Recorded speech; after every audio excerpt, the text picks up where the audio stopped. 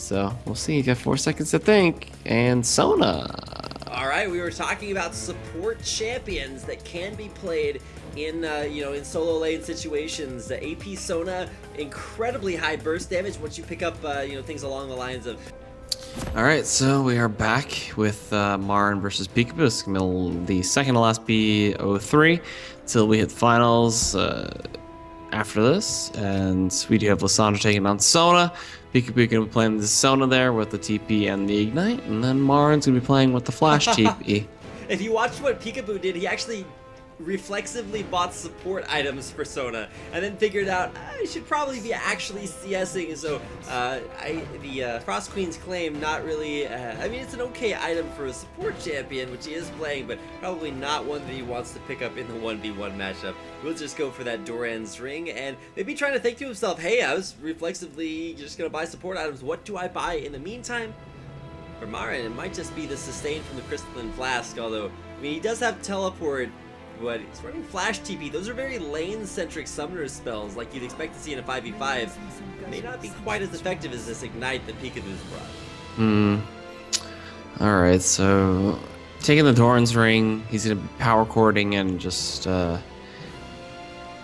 should be able to destroy MaRin. He only has 30 magic resist too, and just 32 raw AP is good at tearing away with the Sona, so a lot of interesting trades are about to happen when they meet up in this mid lane. Alright, well, they haven't quite met up yet. We're still waiting on MaRin to figure out exactly what he wants to do, and most likely that's going to involve picking up a 4th health potion before he leaves base, which is just something cool that you can do. If you start with the flask, you actually end up with 25 gold left over, so if you wait for a few seconds, you'll be able to pick up a 4th potion. It's a mana potion for MaRin, so going for both a Crystalline Flask, Total Biscuits of Rejuvenation, and a mana potion for a ton of mana coming back his way. Interesting. He knows that Sona can heal herself, so he might as well just get as much as possible. And this lane is gonna be very positioning oriented. Power Chord is pretty good at dealing some serious damage to Sona, and whoa. Maybe they're tired. This is where this is where we turn to Analyst Egad to describe exactly what happened there. Picaboo, not in a great situation, of course. Level 2 is going to be super important for Sona because that's when she gets her sustain back in here. It's going to need to also last it under turret, something that Sona and her 52 attack damage may have some difficulties accomplishing. I don't know what that was. That was weird. I guess he might have misclicked. Maybe he wanted... I don't even know what he would want from that because the keys aren't even anywhere near what Sona would be looking to press.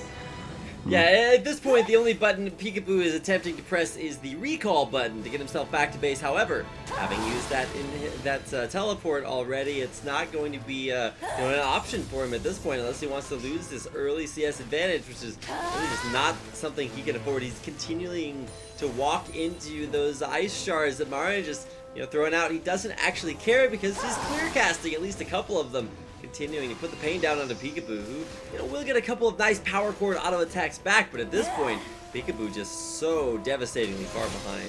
Yeah, one more spike and a path, and he's pretty much dead. Well, actually, he's got enough health from the potions, but just this continual harass out from MaRin, and there's no way he can do anything on the Sona. I don't even think he can get Elastis right now. It's way too hard. Way too hard. Even for power chord, it's still proving to be very tough. Well, MaRin could look to go for a dive here. Even without Ignite, it would be enough. But I would say just farm till 6 and then really look for the dive, because I don't know how the Sona does anything. She's going to be under level. She's going to be farm. I'm not sure how I feel about this Sona lane right now. And more importantly, rather than just Picaboo being behind, it is that MaRin is very, very far ahead. He's up over that 10 CS lead that is required to win a CS victory. But more importantly, he also has both Flash and Teleport available. And, Flash, one of the reasons that you don't see a lot of solo laners bring it in this tournament is that it's kind of a win more Summoner's spell. It's if you're ahead, you're able to flash into turret and pick up the kill, but you still have to get ahead, and not having an aggressive Summoner's spell is not necessarily going to help you get there. And maybe positioning is something that you need for your win condition in lane, and Flash is a great spell to do that with, but oh, now MaRin hitting level 5. This must actually feel heartbreaking for some of the teammates who are forced to fight each other. We saw KT earlier on have a little bit of extra fun with it instead of just playing super hardcore. You just gotta have some fun, that's all. That's all it's about. Quite honestly, I mean, this tower is gonna take a load of damage, but I think MaRin really wants this kill. Breaking the shield is pretty tough, though. So we'll see. That spike doesn't connect, though. And, I mean, Picaboo was forced to go back to base. This tower, this turret, is going to take a bunch of damage, and, I mean, Picaboo has to walk all the way back, too. It's getting below half. Still haven't seen a tower kill for a win yet.